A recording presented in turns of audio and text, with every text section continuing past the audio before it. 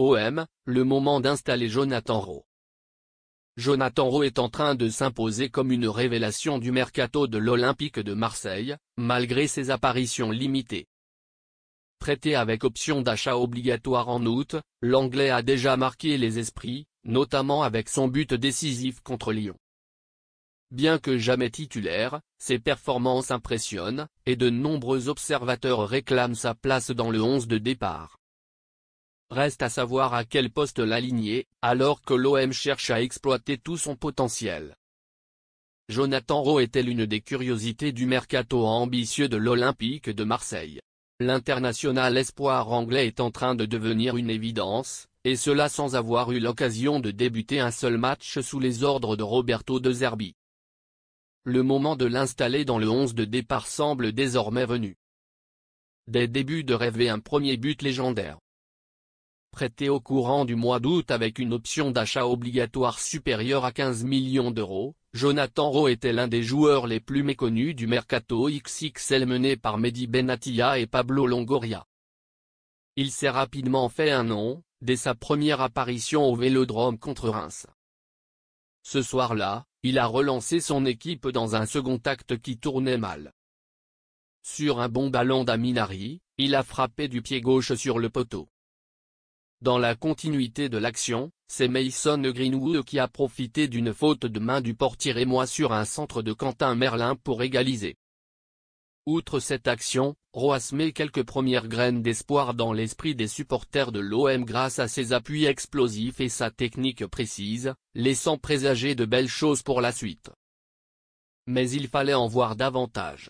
Sa quatrième entrée en jeu à l'OM restera comme l'un des moments forts du début de l'ère de Zerbi, avec son missile envoyé dans le petit filet du gardien lyonnais Perry, offrant la victoire à un OM en mode guerrier, réduit à 10 contre 11. Après une entrée plus discrète à Strasbourg, il a de nouveau tenté de sortir le club phocéen d'une mauvaise passe avec un but plein de finesse contre Angers. Mais son équipe était dans l'une de ces mauvaises soirées, celle qui gâche une impression d'ensemble avant une trêve internationale. Qu'importe, si l'on se focalise sur son cas personnel, Jonathan Rowe, lui, a crevé l'écran. Envie de le voir beaucoup plus que quelques minutes. Les matchs de l'OM seront rares cette saison, avec seulement 34 matchs de championnat et un possible parcours en Coupe de France. L'envie de voir la meilleure version de cet effectif au coup d'envoi de chaque rencontre est donc bien présente. Pourtant, après cette journée, on n'a toujours pas eu l'occasion de voir Jonathan Rowe disputer plus d'une mi-temps. Mais il se pourrait bien que l'heure soit venue dans 2 semaines à Montpellier. Ce serait une opportunité pour l'Anglais de confirmer les promesses et aussi une juste récompense de la part d'un entraîneur qui veut que ce soit le terrain qui parle. Le titulariser, oui, mais à quel poste? La vraie question qui se pose est peut-être davantage celle-ci. L'évidence semble être d'offrir une place de titulaire à Jonathan Rowe. Reste à savoir à quel poste. Il existe, à vrai dire, 3, voire 4 possibilités. La première qui vient en tête est naturelle, sur le côté gauche à la place de Luis Enrique, dans un poste qui lui permettrait de rentrer à l'intérieur sur son pied fort lorsque Quentin Merlin déboulera dans son dos. C'est tentant, mais le Brésilien n'est pas forcément le joueur offensif qui démérite le plus. Alors pourquoi pas à droite, ce qui permettrait à Mason Greenwood de venir se positionner sous l'attaquant et d'avoir un rôle encore plus important dans la création offensive. C'est une piste étudiée, mais pas encore testée.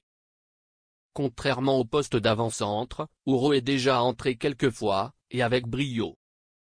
La suspension de Neil Maupay et la méforme d'Eli Wahi en font un candidat sérieux, au moins pour le match à Montpellier. Et si c'est concluant, la question se posera aussi pour la réception suivante, contre le PSG. Enfin, capable de jouer à tous les postes offensifs, on peut aussi l'imaginer dans un registre plus axial, juste derrière l'attaquant. Beaucoup d'options pourront être travaillées ces prochains jours, puisque Jonathan Rowe ne fait pas partie des joueurs convoqués en sélection espoir avec l'Angleterre.